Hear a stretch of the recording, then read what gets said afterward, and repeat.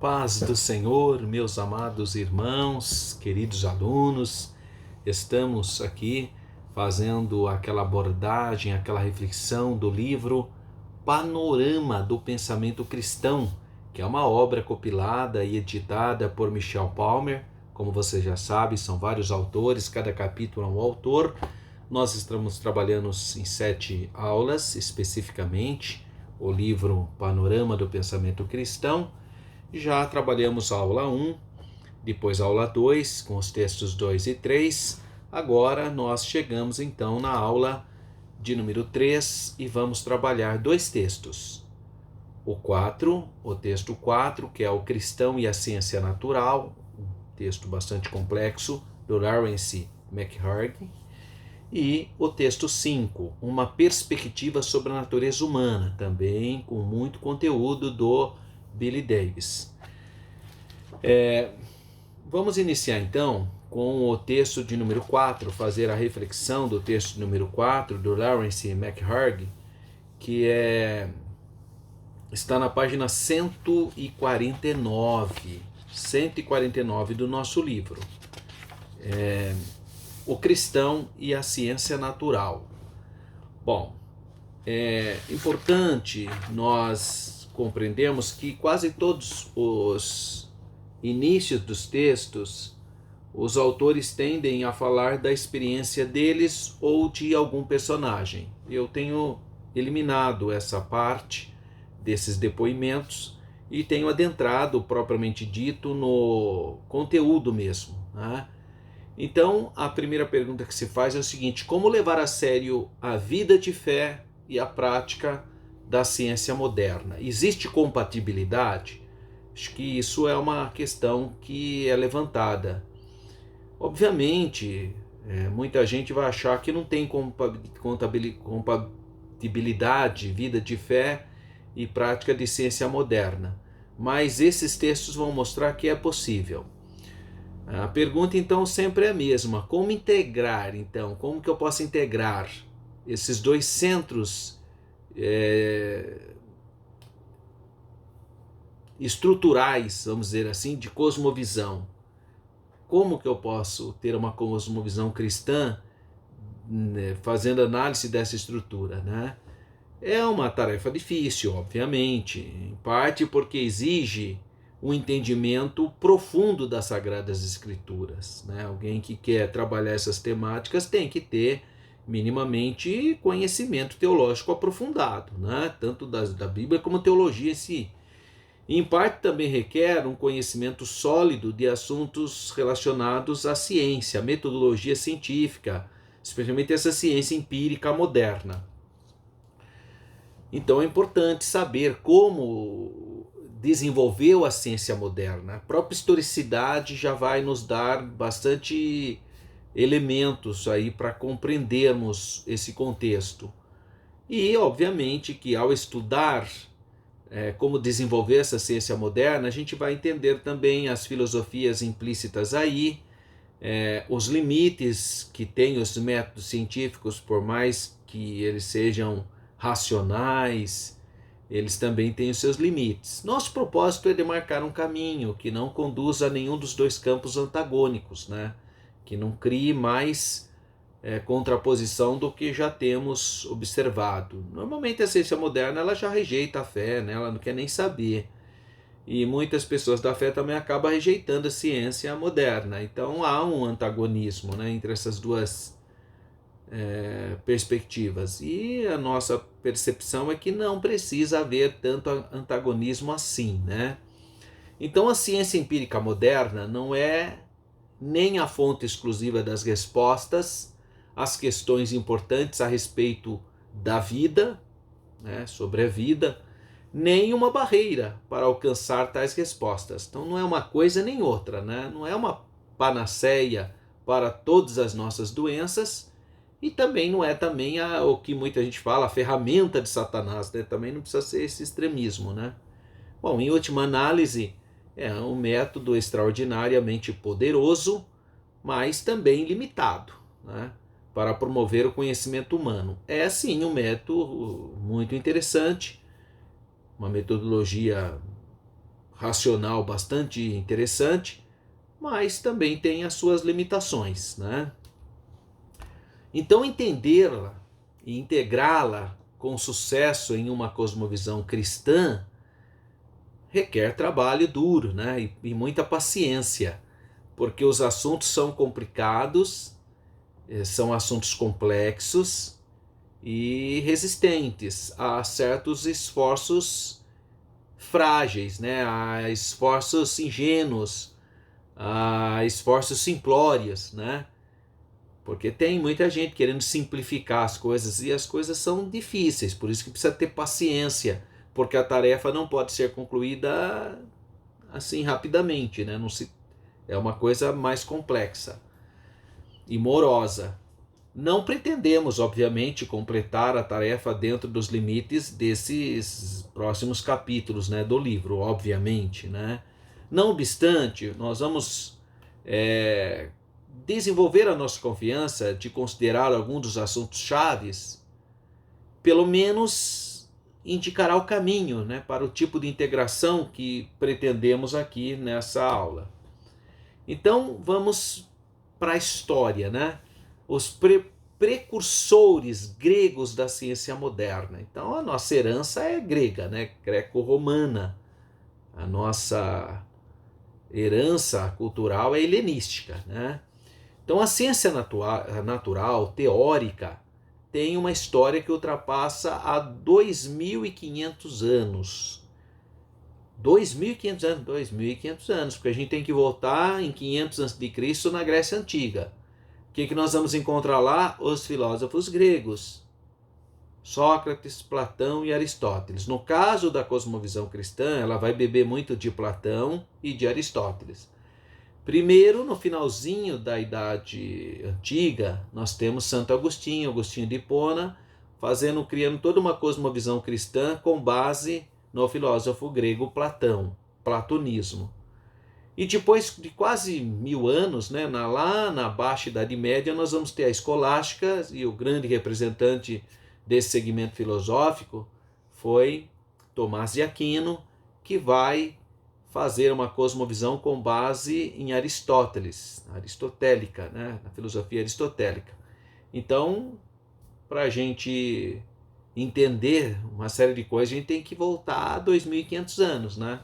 Esses filósofos, especificamente Platão e Aristóteles, foram os primeiros a explicar o mundo físico de um modo racional e também analítico. São os dois primeiros filósofos, por isso que eles são famosos, né? Eles ponderaram a natureza da matéria, as leis de físicas aceitas, a astronomia estudada, e começaram a formular teorias matemáticas, introduziram a composição de estruturas para estudar os fenômenos naturais e propuseram uma primeira teoria sobre o átomo, por exemplo, né? Então você vê que a raiz a gênese dessas inquirições ligadas à racionalidade começa 2.500 anos atrás. Por quê? Porque tudo era explicado de maneira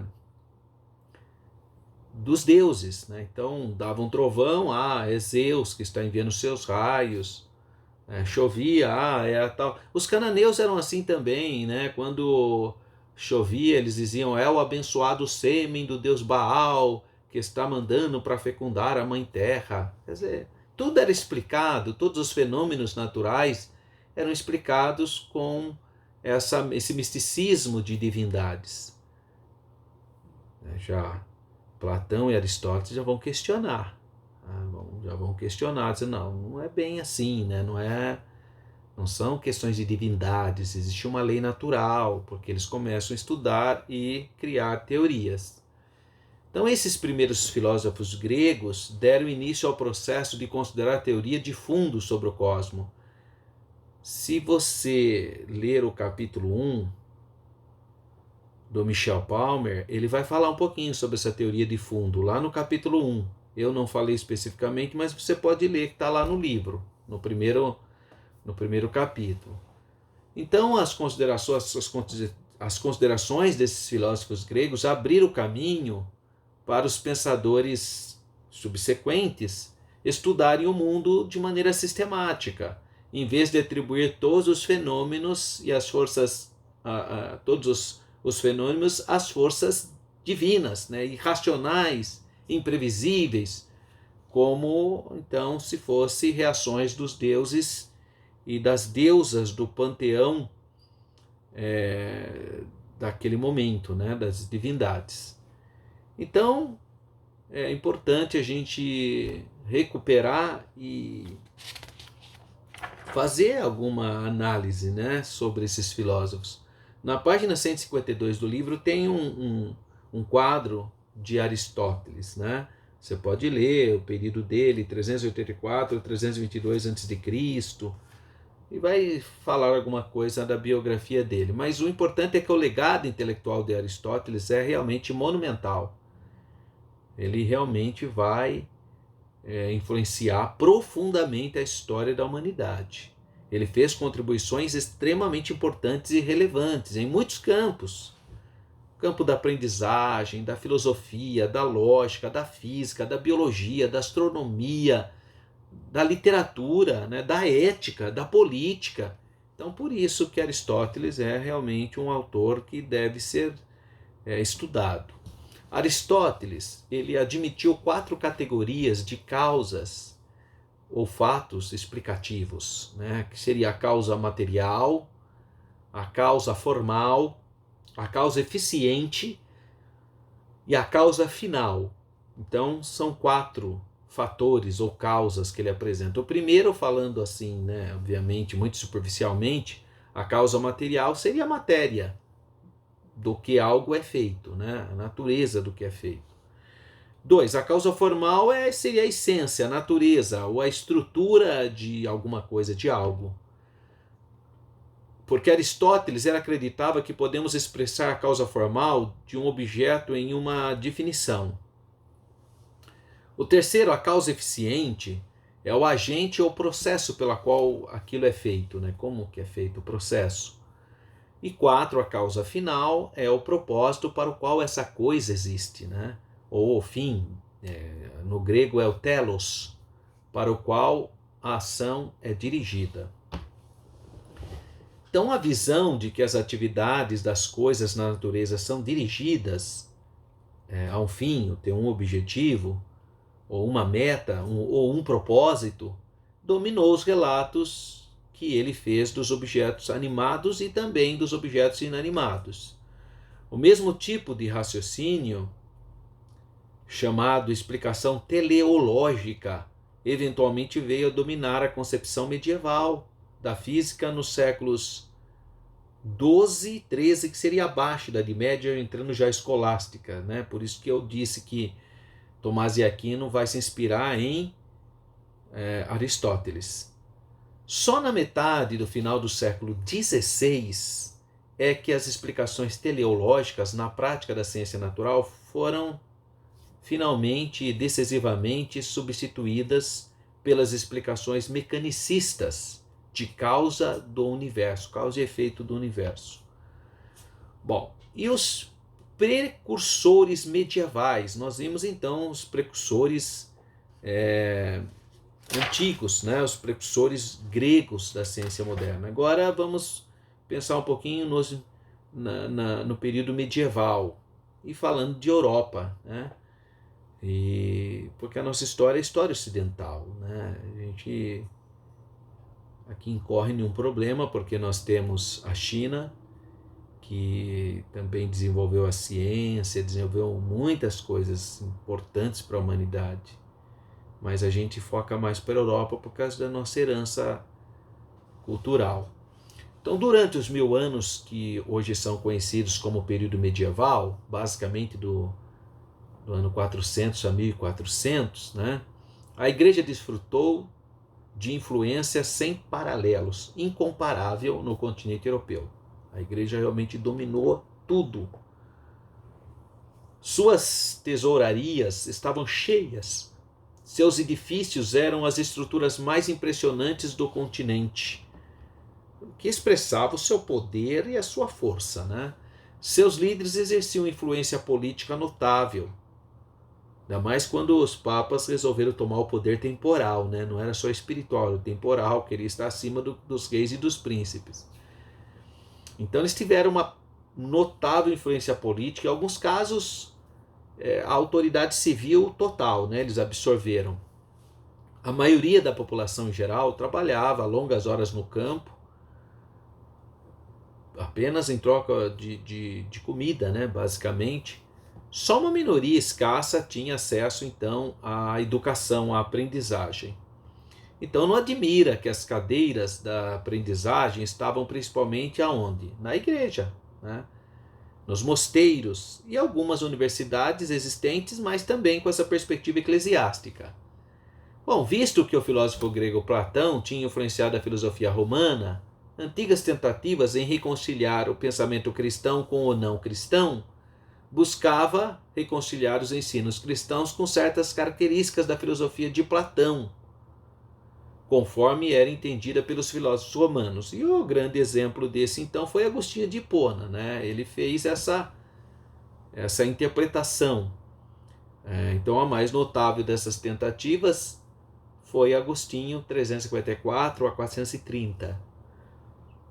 Os estudiosos europeus da Baixa Idade Média, e a gente já está falando da escolástica, eles foram muito influenciados pela tradição cultural greco-romana.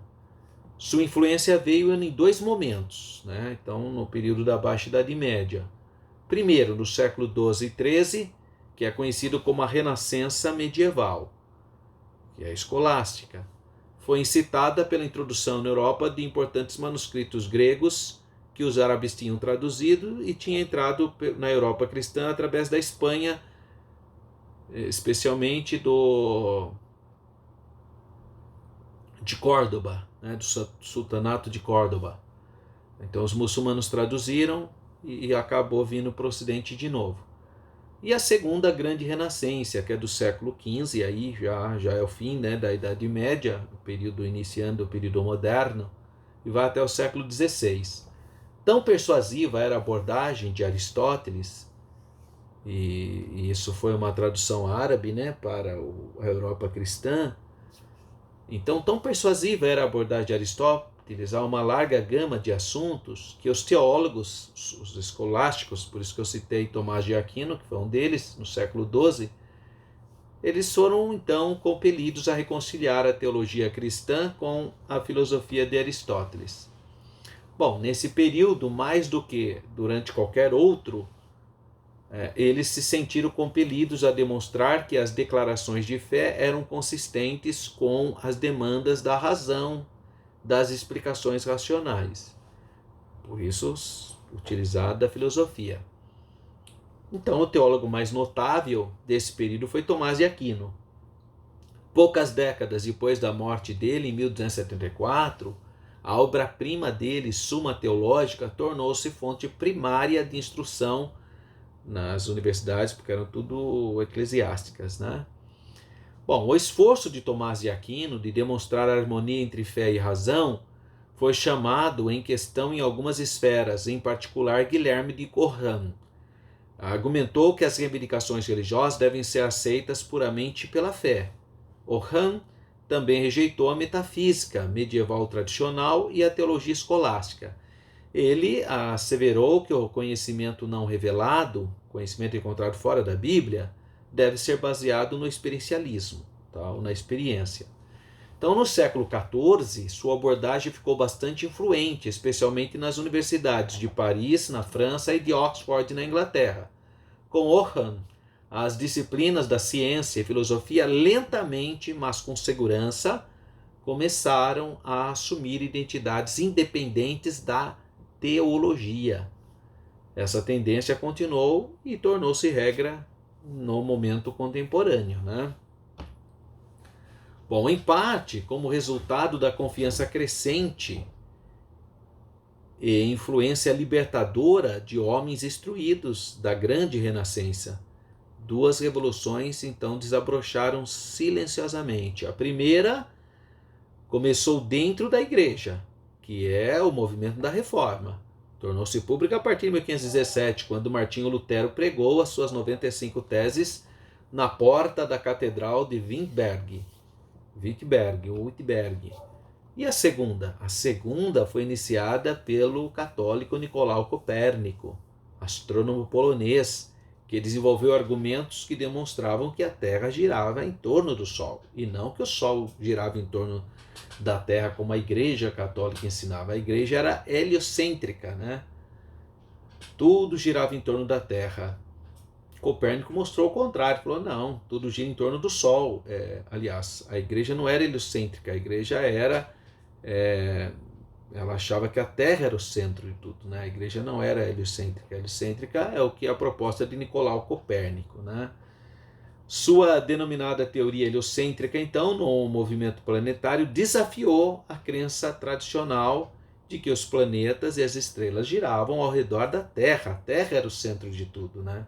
Isso era um pensamento ensinado pela Igreja. E o aparecimento da ciência moderna?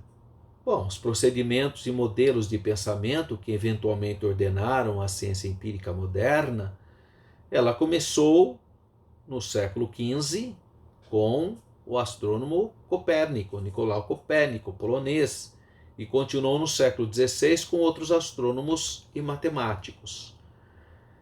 Então, a segunda metade do século XVI viu o começo da Era Moderna e a firme substituição da escolástica aristotélica, né, de Tomás de Aquino, pela ciência moderna. Então, esta substituição do método investigador de Aristóteles pela investigação científica culminou com o trabalho, por exemplo, de Isaac Newton, que é marcado por várias mudanças importantes e profundas. A observação e o raciocínio quantitativo substituíram a autoridade. Então, até os fins do século XVI, uma forma comum de argumento erudito para uma tese era acumular citações de autoridades apoiando a tese da pessoa, né? Então, citava citações relevantes, referências de fontes autorizadas, como textos clássicos e medievais, especialmente os de Aristóteles ou dos pais da Igreja. Porém, a astronomia e a matemática requeriam um tipo diferente de prova, e o seu desenvolvimento foi importante para o processo de substituição do argumento de autoridade, da autoridade, né? Pela o quê? Substituiu-se, então, o processo de argumento de autoridade para a observação direta e o raciocínio quantitativo. Francis Bacon exortou os pesquisadores a rejeitarem, ele exorta para que os pesquisadores rejeitem, né, os argumentos baseados em autoridade e passassem então a fundamentar suas conclusões estritamente na experiência, no estudo direto da natureza. Claro que essa abordagem fomentou o uso da observação empírica e forneceu forte incentivo para o desenvolvimento do modo experimental. Assim, Francis Bacon reconheceu que a aquisição do conhecimento científico avançaria incrementalmente e seria realizada por muitas pessoas. Bacon defendeu o estabelecimento de um programa de pesquisa científica. Bom, aí nós temos quem? Galileu Galilei, que foi proeminente e influente na tentativa de quantificar a natureza. De acordo com ele, a ciência devia se preocupar em ver-se a si mesma exclusivamente com as propriedades mensuráveis do mundo, como tamanho, forma, movimento. O conhecimento da natureza, pensou ele, devia estar baseado em dados que são transformados a partir dos sentidos para uma forma numérica, quantitativa. Na verdade, ele recusou trabalhar com dados que não pudessem ser reduzidos à forma numérica. Então, uma mudança radical ocorreu no modo como os europeus explicavam os fenômenos naturais, né? Desde o primeiro despertamento da Europa no século XII, o relato de Aristóteles de 4 tipos de fatores explicativos, lembram, né? As causas materiais, formal, eficiente e final, dominou o pensamento científico. Destes, a causa final, explicar coisas em termos dos seus fins, seus próprios fins e propósitos, foi considerada a forma mais fundamentada de explicação.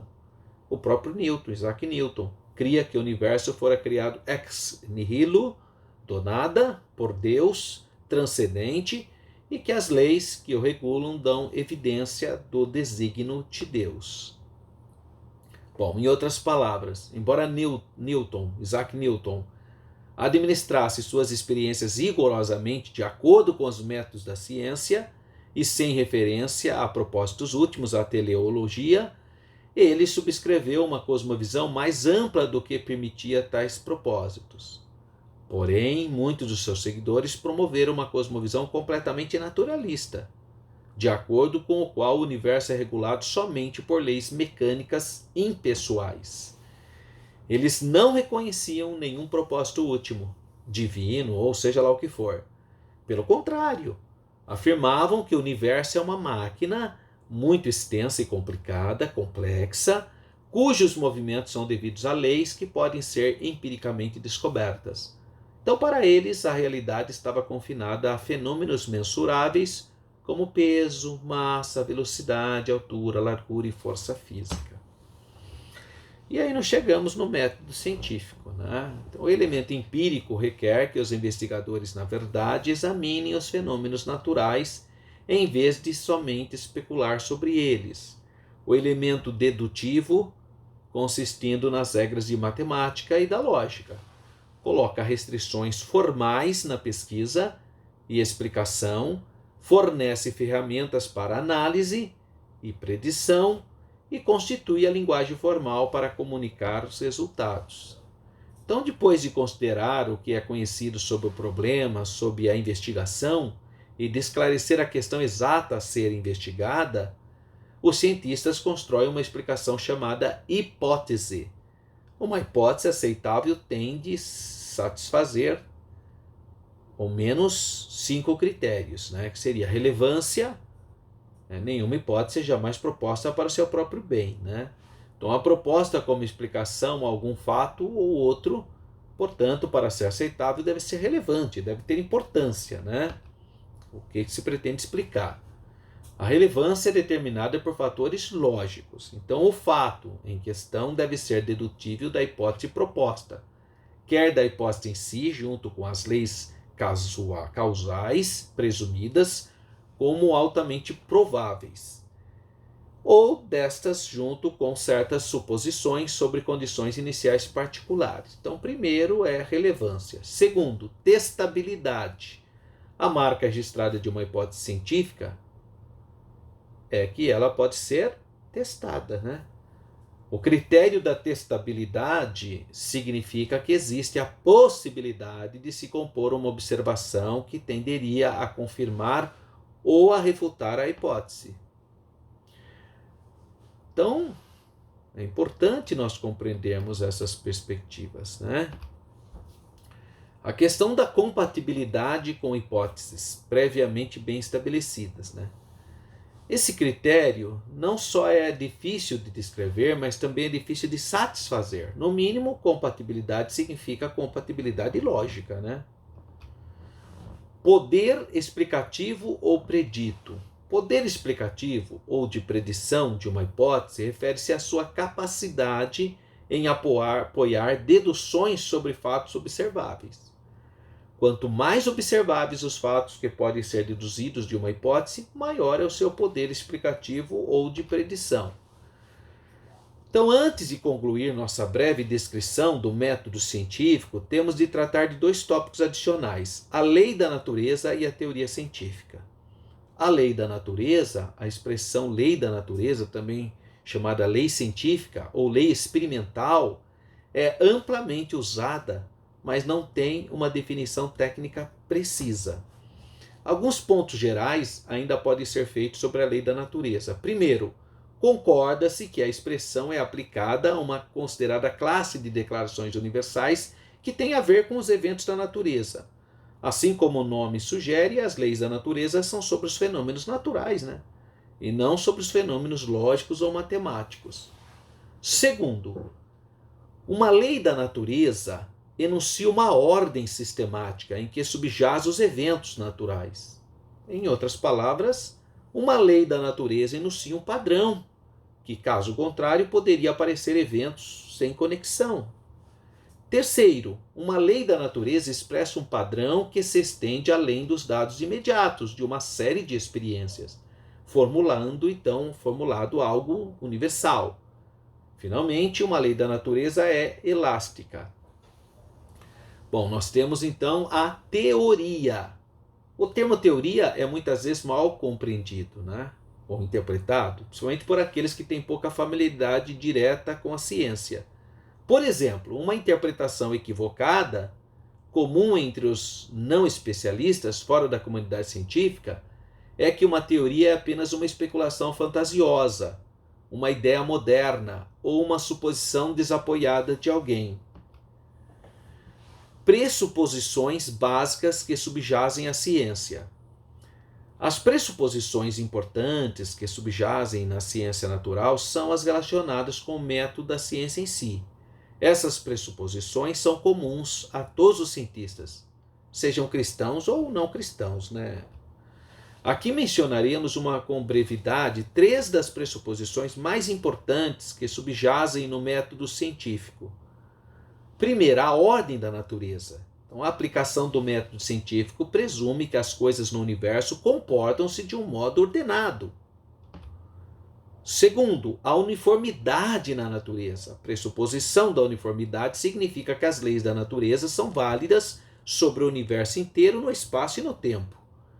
E terceiro, a singularidade das causas. Então, trata-se de pressuposições ou pressuposição fundamental no estudo da natureza, que os eventos não ocorrem espontaneamente, mas apenas sobre certas condições. Um tipo de condição é a condição necessária, uma circunstância em cuja ausência o evento não pode acontecer. De um ponto de vista moral, baseado nas escrituras, o estudo da natureza parece uma busca legítima para o fiel, para o cristão, né? Talvez, num sentido mais amplo, possamos até considerar o estudo da natureza como algo da exigência ética para qualquer cristão no mundo da atualidade. De um ponto de vista moral, o exercício do domínio em todas as suas ramificações requer uma mordomia. Dadas as questões ecológicas que nos defrontam em um ambiente frágil e dadas as necessidades médicas e nutricionais prementes de tantas pessoas ao redor do mundo na atualidade, a mordomia seguramente requer que entendamos o mundo natural, sobre o qual devemos exercer domínio. Se isto é assim, quase não deveríamos ficar surpreendidos que alguns cristãos sejam chamados a profissões como cientistas ou pesquisadores, ou que todo cristão tem um pouco de responsabilidade de pelo menos adquirir uma compreensão científica básica do mundo natural em que nós humanos então habitamos. Então essa é a reflexão do texto 4, que é muito interessante, porque ele faz uma historicidade, né, de como chegamos à ciência moderna, falando da ciência natural. Esse é o texto do Lawrence McHargue. O texto 5, que nós vamos abordar agora, é uma perspectiva sobre a natureza humana. É do Billy Davis, a partir da página 181. Você que está me acompanhando aí. O que significa então ser humano? Ele começa com esse questionamento, né? O que significa ser humano? Todos iniciam os textos com algum tipo de experiencialismo, mas a pergunta é essa: o que significa ser humano? Um relato ou perspectiva sobre a natureza humana é um elemento de cosmovisão, né? Qual é o conceito que você tem de ser humano? Pode ser o elemento mais pessoalmente significativo para nós, porque o que substancialmente cremos sobre a natureza humana controla como tratamos as pessoas e o que esperamos dela. Então, nós que cremos no pecado original, por exemplo, nós vamos ter uma cosmovisão sobre a humanidade, né? Nosso sucesso e felicidade na amizade, na educação, profissão, matrimônio, paternidade e até religião depende em grande parte do que acreditamos sobre nós mesmos e dos outros também, né? Perspectivas psicológicas. A psicologia pode ser uma das mais importantes ideias do mundo. Não obstante, o significado preciso do termo no modo como se aplica a disciplina é extremamente enganoso. Os dois conceitos principais, que seriam os processos mentais e ou comportamentais, o processo do comportamento, indicam os dois principais assuntos dos psicólogos. Então, o primeiro é o relacionamento com a filosofia e lida com argumentação, pensamento, sentimento e percepção. O segundo diz respeito à fisiologia e estuda o comportamento como função do sistema nervoso. A importante questão da metodologia. A psicologia começou com questões sobre pessoas e logo desenvolveu-se em questões sobre como estudar as pessoas. Ao longo da história registrada, as pessoas desejaram conhecer as relações entre a mente e o corpo, o pensamento e o sentimento.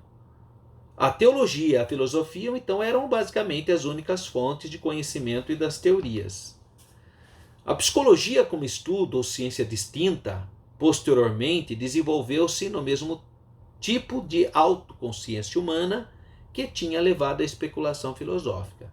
Então os pensadores propuseram teorias e surgiram explicações sobre a consciência, razão, percepção, memória e os motivos que determinam o comportamento. Certos filósofos já tinham convencido muitos estudiosos das teorias dualistas da natureza humana. O mais influente foi a tese de René Descartes, de que um ser humano representa uma união entre mente psicológica e um corpo mecânico.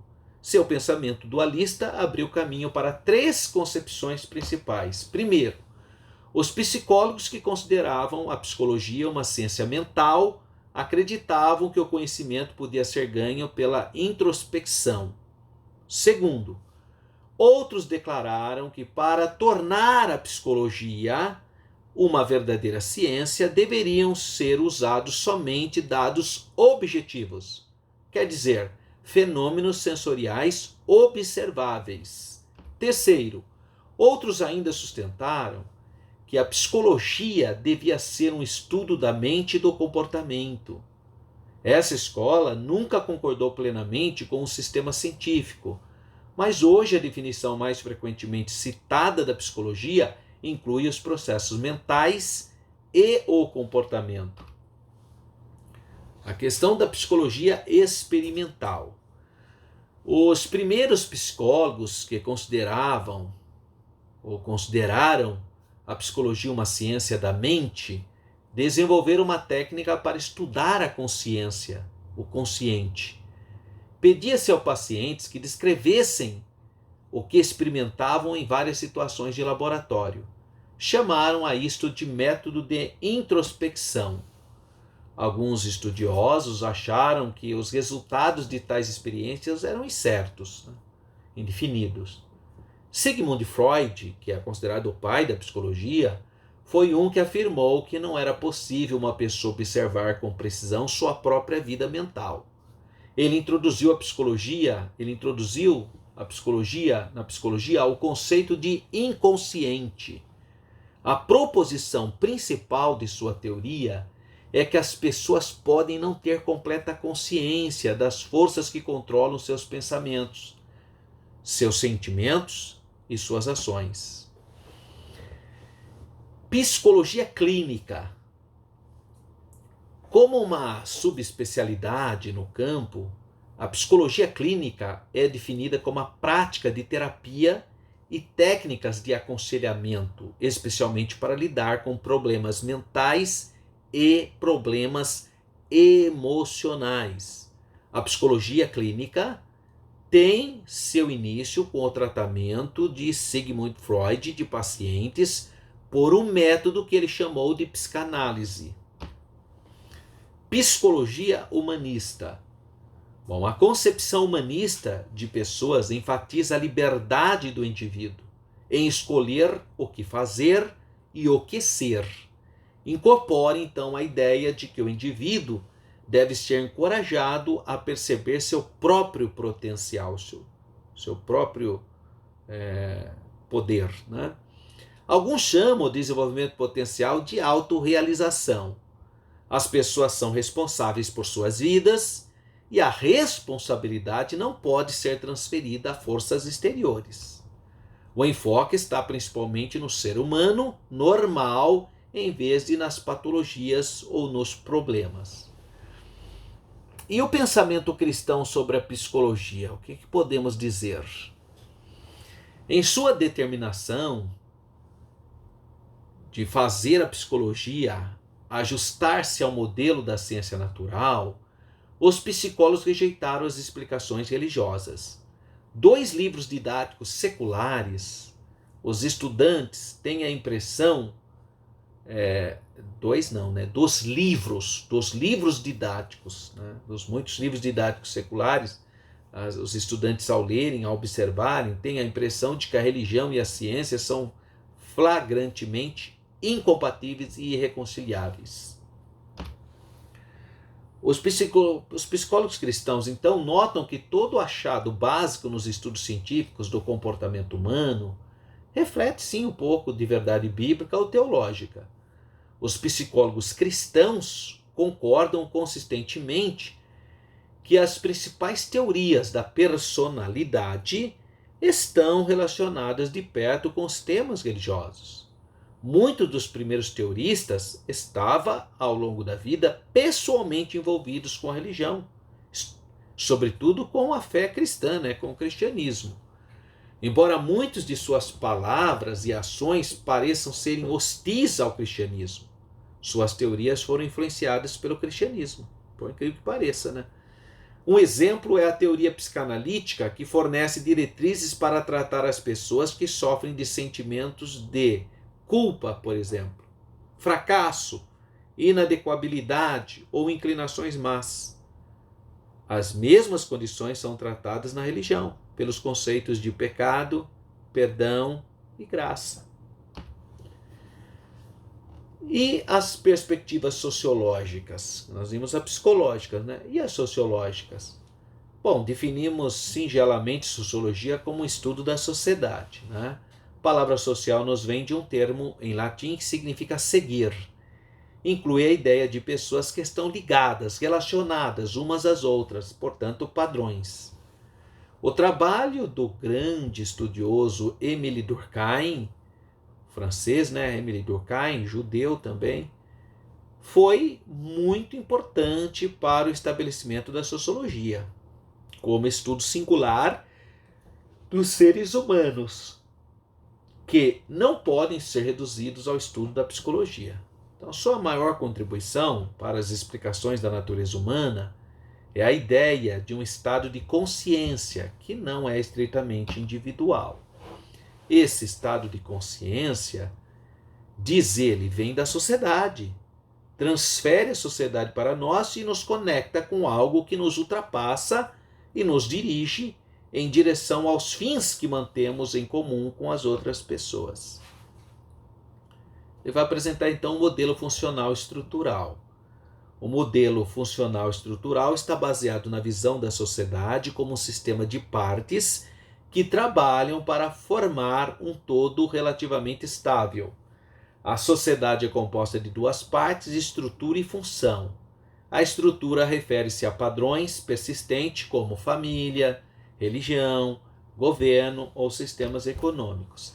Cada estrutura tem funções necessárias para a estabilidade e continuação da sociedade em sua forma atual.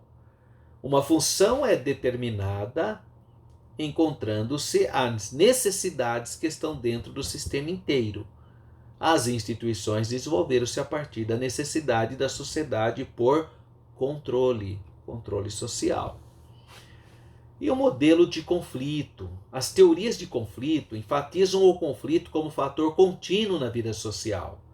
Conflito, não unidade, é o processo que mais influencia o caráter da sociedade e causa mudança. A sociedade é vista como fragmentada, não integrada como um corpo. Tópicos principais de consideração incluem as desigualdades de classe e a distribuição desigual de recursos e oportunidades. Então, as partes se dividem em grupos de interesse. Praticamente todos os padrões sociais favorecem algumas pessoas em detrimento de outras.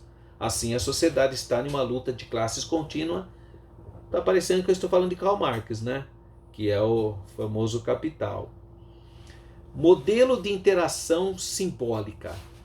O interacionalismo simbólico desenvolveu-se na Universidade de Chicago na década de 1920. O nome foi cunhado por Herbert Blumer, num ensaio que ele escreveu em 1937. Modelo de interação simbólica. Esse modelo fornece base para o desenvolvimento de teorias na psicologia social. O estudo de como as pessoas se relacionam, afetam umas às outras e são afetadas pelas pessoas e grupos. Então, os estudiosos que o articularam estavam buscando meios de evitar a ideia de que ações individuais ou são diretamente determinadas pelos estados psicológicos internos ou por forças estruturais da sociedade. Ao invés disso, a pessoa experimenta a sociedade por contatos com os outros. Os gestos e o idioma, símbolos significativos, tomam a comunicação ou tornam a comunicação possível. Duas tradições formam a sociologia moderna. Os primeiros sociólogos americanos estavam divididos em suas respostas à questão sobre a natureza humana e as qualidades essenciais da sociedade. Segundo Comte e Durkheim, alguns se apegavam ao conceito de sociedade como uma coisa em si mesma, separada da pessoa individual, a ser estudada objetivamente. Deste pensamento desenvolveu-se a sociologia naturalista, às vezes chamada de positivismo de Augusto Comte. O pensamento cristão sobre a sociologia. Os cristãos que estudam sociologia veem que as divisões e disputas entre os teoristas são o resultado principalmente de sua interpretação equivocada da natureza e origem da humanidade. Tanto a tradição naturalista quanto a tradição humanista, das quais a sociologia moderna se desenvolveu, originou, são limitadas em suas tentativas de descrever a realidade, porque omitem a verdade da criação e são incapazes de entender o propósito da humanidade. Poderíamos dizer, ironicamente, que o que foi demonstrado na história da sociologia é que a ciência não pode substituir a religião e que os seres humanos são atores voluntariosos. Vários estudiosos cristãos tiraram proveito da fenda entre a sociologia naturalista e a sociologia humanista para sugestionar ou sugerir modelos baseados em pressuposições bíblicas sobre a natureza humana. Vamos para as perspectivas bíblicas então. Duas ideias emergem de todos os estudos e controvérsias sobre a natureza humana. Uma é que a religião é comportamental e experiencialmente universal. A outra é que todos os cientistas e estudiosos reconhecem uma qualidade humana que mantém-se significativamente à parte e com o qual todas as outras características humanas estão relacionadas. É a nossa capacidade extraordinária de lidar com o simbolismo, com símbolos. Quando os investigadores seculares declaram que o idioma é um instinto humano sem igual, meu respeito pela erudição se eleva, né? Acredito que descobriram por estudo diligente e meditação aquilo que aprecio como a verdade básica da revelação divina humana. Deus nos criou com a capacidade de entender e criar o idioma, ou nunca poderíamos ter concebido o verbo, ou sabido que o verbo se fez carne, né?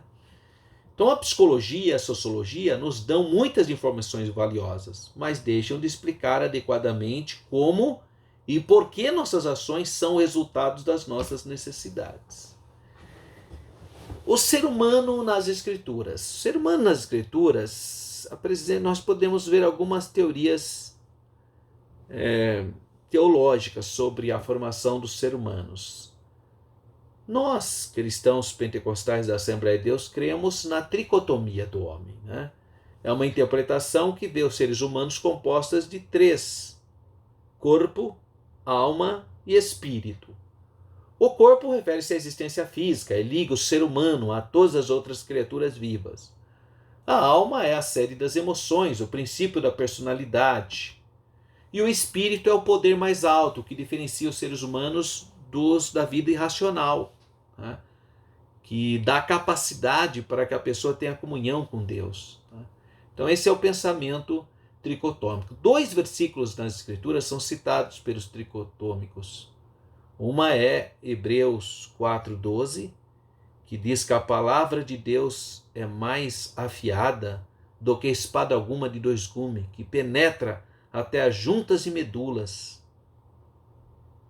né? Até a divisão da alma e do espírito, e é apta para discernir todo o pensamento humano. Então, ela está falando de corpo, alma e espírito.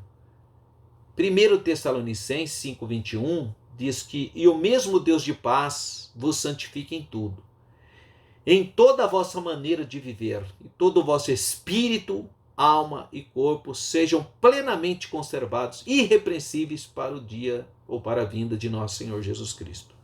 Então, são citações tricotômicas, né, da Bíblia. Bom, mas nós temos também a explicação da dicotomia ou dualismo. Essa interpretação considera os seres humanos em 2 partes, material e imaterial, distinguindo o corpo físico das qualidades mentais e emocionais, não físicas, obviamente.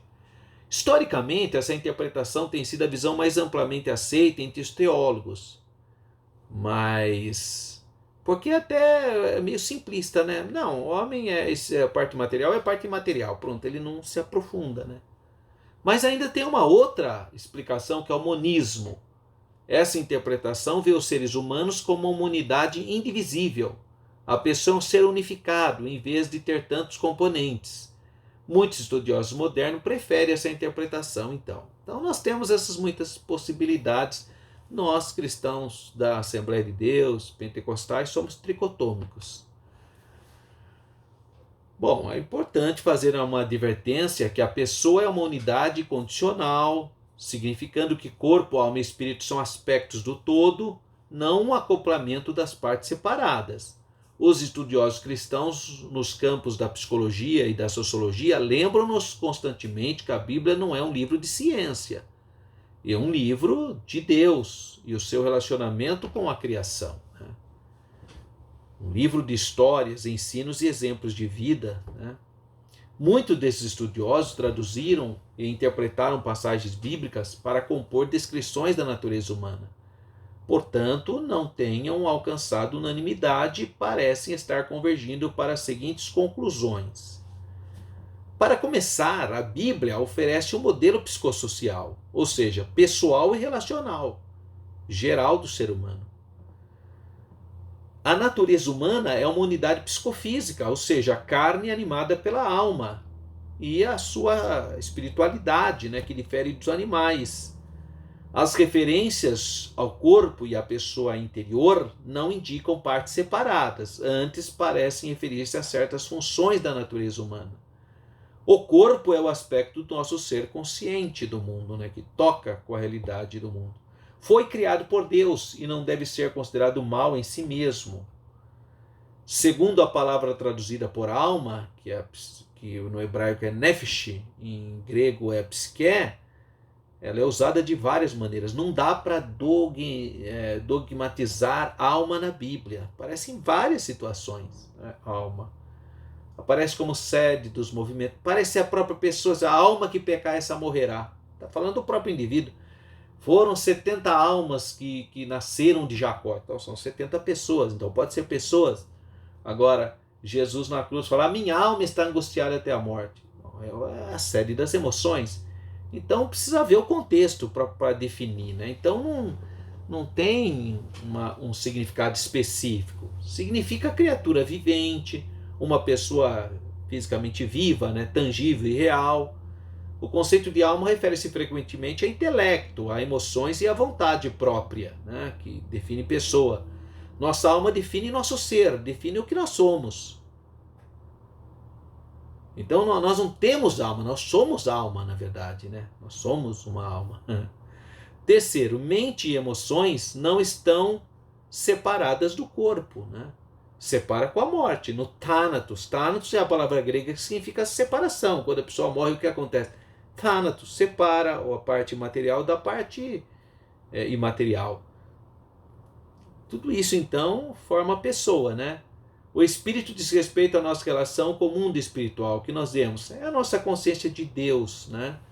Paulo muitas vezes usa os termos espírito e carne não para se referir às duas partes da pessoa, mas às duas atitudes, a comportamentos, a estilos de vida, né? O homem espiritual e o homem carnal. Ele está falando de modelos de vida. Finalmente, a vida terrena para os cristãos será seguida por um corpo ressuscitado e uma renovação de vida. Não sabemos os detalhes exatos, né? Nós sabemos o que está na Bíblia. A imagem do Novo Testamento é de uma unidade corpo-mente restaurada e aperfeiçoada. E é importante nós entendermos que nós somos a imagem de Deus, né? Isso é importante, mas em que sentido? Material? Não, espiritual. A imagem de Deus no sentido de elementos morais, né? Muitos cristãos estudiosos em filosofia e nas ciências sociais e comportamentais são compelidos a abordar o conceito imagem de Deus, porque toda teoria envolve a questão de natureza humana. O que significa exatamente essas palavras bíblicas? Uma resposta generalizada é que se refere ao modo como a natureza humana reflete algo da natureza divina, né, de Deus. Dizem respeito a quê? Diz respeito a elementos da personalidade, individualidade, existência do potencial, a possibilidade de desenvolvimento, de liberdade de escolha, de responsabilidade moral, a habilidade criativa, a capacidade de amar, de ser santo, atributos morais, né?